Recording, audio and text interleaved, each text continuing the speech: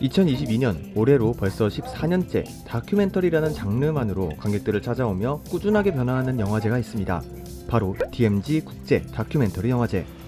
감사하게도 이번에 제 평창영화제 무비로그를 보시고 영화제 후기를 만들어줄 수 있냐는 연락을 받아서 기분 좋게 다녀왔습니다. 개인적으로 저는 다큐멘터리라는 장르를 정말 좋아합니다. 가끔은 극영화보다 더 극적이고 뚜렷한 색깔을 가진 다큐멘터리 영화들이 한국 영화를 더 풍부하고 건강하게 발전시킬 수 있는 잠재력 높은 줄기라고도 생각하고요.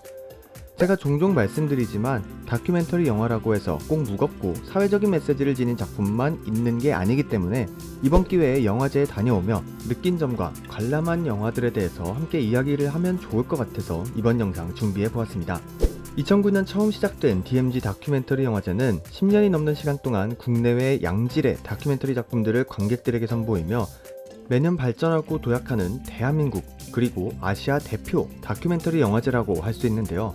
평화, 소통, 생명의 가치를 구현하는 아시아 대표 다큐멘터리 영화제로 도약하겠다는 비전을 가지고 있다고 합니다.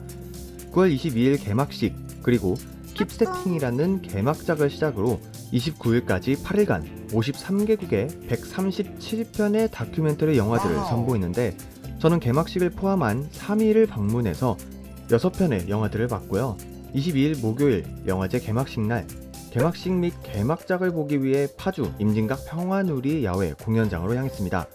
영화제에서 운영하는 평화열차를 타고 이동하는데 날이 너무 좋기도 하고 함께 개막식을 보러 가는 관객들의 표정이 전부 다 들떠 보여서 저까지 기분이 좋아지더라고요.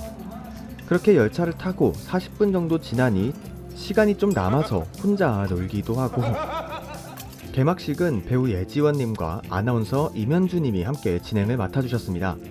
정말 오랜만에 이렇게 직접 또 관객들을 마주하게 돼서 그런지 현장의 분위기가 정말 좋았는데요. 날이 조금 쌀쌀했지만 현장 스태프분들이 담요를 나눠주시기도 했는데 여러모로 관객 친화적인 영화제라는 생각이 들어서 좋았던 것 같습니다. 개막식 개막 공연으로는 올해 모어라는 작품으로 큰 반향을 일으켰던 드랙 아티스트 모어님과 독립영화 감독 겸 싱어송라이터 이랑님의 합동 공연이 있었고요. 제가 개인적으로 너무나도 좋아하는 강산해님 그리고 세계 최초 브레이킹 라이브 밴드 브레이킹 심포닉과 개막작 킵스태핑의 주인공 패트리샤님의 합동 퍼포먼스도 있었습니다. 추운 날씨였는데도 추위를 잊을 만큼 현장 반응이 정말 뜨겁더라고요. 그리고 어떻게 보면 영화제의 첫 단추인 개막작 킵스태핑이 상영되었습니다. 호주에서 활동하는 여성 스트리트 댄서 2명 패트리샤와 개비 그리고 10년째 호주의 스트리트 힙합 문화를 이끌어오고 있는 기획자 조언의 공연 준비 기간을 따른 다큐멘터리였는데요. 다시 서울로 향하는 평화열차 시간이 촉박해서 결국 끝부분을 조금 못 보고 출발했는데 바로 다음 날인 23일 금요일 영화제 측에서 프레스 배지를 받은 사람들은 이렇게 비디오룸이라고 해서 당시 영화제 작품을 온라인으로 볼 수 있도록 해놓은 곳이 있더라고요. 이 부분이 정말 좋았던 것 같아요. 그래서 저도 킵스태핑의 마지막 부분까지 같이 볼 수 있었고요. 국내에서도 최근 댄스 붐이 일어나고 있는 지금 아주 시기적절하게 선정된 작품이었는데 단순히 춤뿐만 아니라 이방인으로서 어떻게 치열하게 자신이 사랑하는 것들을 위해 싸워오고 견뎌내고 있는지도 잘 묘사되어서 정말 기분 좋고 아름답게 본 작품이었습니다. 둘째 날엔 본격적으로 영화제가 진행되는 백석 메가박스로 향했는데요. 운영 부스들이 잘 정돈이 되어 있고 스태프들도 전부 다 친절하셔서 기분 좋은 첫인상을 받았습니다. 스태프분들은 다들 영화제 티셔츠를 착용하고 계셔서 관객들에게 쉽게 안내를 도와주기 위해 배치되었다는 생각이 들었고 일단 장소가 넓고 쾌적하고 또 상영관도 깔끔하다 보니 영화를 관람하는 데에도 좋은 환경이었다는 생각이 들었습니다. 23일 금요일에는 총 2개의 작품을 봤는데요. 마음의 평화가 필요할 땐 박물관을 만들어와 세컨 찬스 이 두 작품은 완전히 다른 색깔의 작품이었습니다. 마음의 평화가 필요할 땐 박물관을 만들어 라는 작품은 파나마의 한 작은 마을에 살았던 세노비아 라는 이름의 여성이 버려지고 부셔진 낡은 물건들을 모아 자신만의 작품을 만들고 정리하며 하나의 공간 안에 채워 놓았는데 여전히 그녀의 신념과 유산을 지키고 기리고 있는 이웃들이 그녀를 기억하고 또 서술하는 작품이었습니다. 정말 재미있었던 게 아주 느리고 정적인 호흡이지만 굉장히 창의적이고 독창적인 그녀의 작품들이 시각적으로 우선 너무나도 인상 깊었고 두 번째로는 음향이나 나레이션들이 정말 하나의 책을 읽어주는 듯해서 기억에 남았는데요.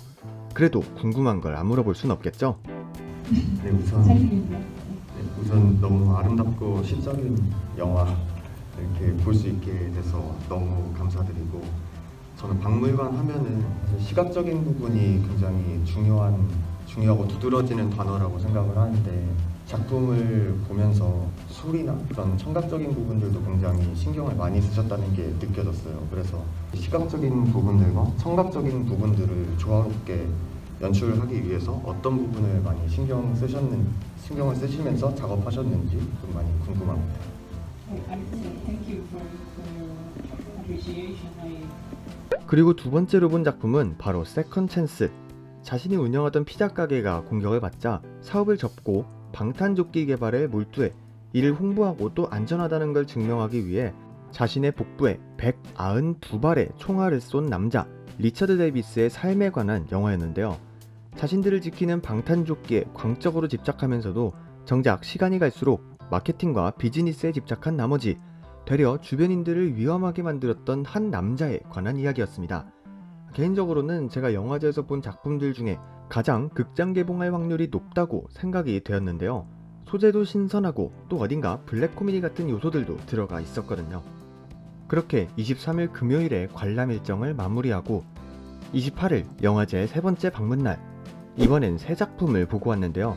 뼈, 무첸바오, 원스 어폰 어 타임 인 우간다, 이렇게 세 작품을 보고 왔습니다. 우선 뼈는 아키타현에 있는 힘의 관음상에 관한 이야기인데요.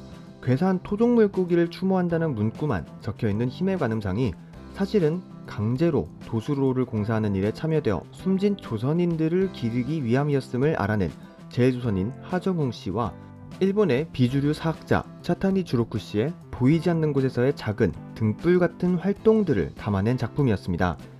마음이 참 아프고 여전히 그때의 일을 이렇게 담아내는 일이 정말 중요하구나 라는 점을 느꼈던 것 같습니다. 그리고 두 번째로 본 작품은 무첸바오. 16세에서 99세까지의 남성들을 포르노그래피 소설 요세핀의 무첸바오 혹은 어느 비엔나 매춘부의 자서전의 영화 캐스팅 광고를 내어 소설의 일부를 낭독하게 한 다음 저마다의 이야기와 관점을 담은 작품이었는데요. 굉장히 도전적이고 강한 영화였다라는 생각이 들었습니다. 왜냐면 소설 속 무첸바오가 10대 소녀의 관점에서 쓰여진 적나라한 묘사와 관계가 그대로 담겨 있고 이를 읽는 남성들의 반응이 굉장히 인상 깊었거든요. 국내에 개봉할 수 있을지는 모르겠지만 분명 발칙한 영화였다라는 생각이 들었습니다. 그리고 제가 마지막으로 본 작품 원스 어폰 어 타임 인 우간다인데요. 이 작품 정말 좋았습니다. 개인적으로는 제일 재밌게 본 것 같은데요. 우리에겐, 아니 어쩌면 영화계 쪽에서 정말 낯선 제3세계에 속하는 우간다에서 코믹 액션 영화를 찍는 아이작과 그의 신념과 가능성을 알아보고 무작정 함께하기 시작한 앨런이 와칼리가를 와칼리우드라고 부르며 각자의 꿈을 향해 나아가고 싸우기도 하며 우당탕탕 결과를 향해 나아가는 작품인데요. 일단 작품 자체가 너무너무 재밌고 영화를 좋아하는 두 사람이 서로를 이해하고 싸우기도 하지만 결실을 맺어가는 과정이 분명 영화를 사랑하는 혹은 무언가를 위해 끝없이 노력하는 사람들을 위로해주는 작품이 될 거라고 생각했습니다. 자세히 보다 보면 자신들의 영화를 홍보하기 위해 깜짝 놀랄만한 나라도 방문했었으니 나중에 기회가 된다면 꼭 구독자분들에게도 추천해드리고 싶은 영화입니다. 네, 이렇게 저는 총 6작품을 3일에 걸쳐서 보고 왔습니다. 최근 몇몇 영화제들이 폐지되면서 많은 영화인들과 팬들에게 속상한 소식이 들려오고 있는데요. 이번 다큐 영화제를 통해서 한 가지 느낀 점이 있다면 영화제는 스태프분들, 지역 관계자분들이 기획하지만 역시 이를 완성시키는 건 관객들이라는 생각이 들었습니다. 저 역시 평일에 오전에 갔음에도 불구하고 이렇게 많은 관객들이 영화제에 온 것을 보고 어딘가 뭉클한 감정이 올라왔는데, 물론 커다랗고 이름 있는 영화제들도 좋지만 이런 장르 영화제는 정말 언제 볼 수 있을지 모르는 보물 같은 작품들을 가득 품고 관객들만을 기다리고 있으니 시간이 되신다면 나중에라도 혹은 온라인 상영관을 통해서라도 영화제 작품들을 만나보시는 건 어떨까요? 너무나도 기분 좋은 작품들, 아름다운 작품들을 만나서 기뻤던 이번 제14회 DMG 국제 다큐멘터리 영화제 무브이로그는 여기서 마치고요. 지금 다큐멘터리 전용 관람 플랫폼 보다를 통해 온라인으로도 DMG 다큐 영화제 좋은 작품들, 제가 앞에서 언급한 작품들을 만나보실 수 있으니 이번 기회에 다큐멘터리 영화에 푹 빠져보시는 것도 좋을 것 같습니다.